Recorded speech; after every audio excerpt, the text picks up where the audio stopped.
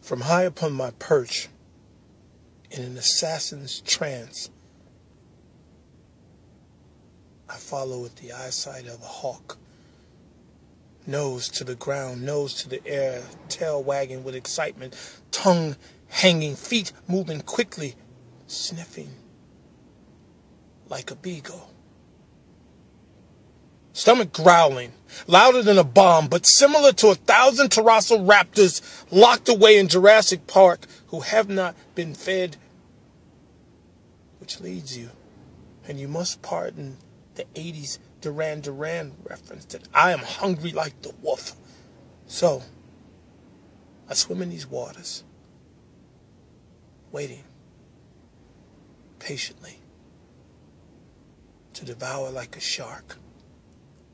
And the only thing that is missing is the direct object of each one of these actions. The second person pronoun, who is the first person, the only person that I think of. You.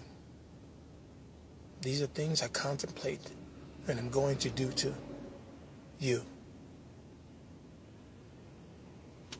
My poem.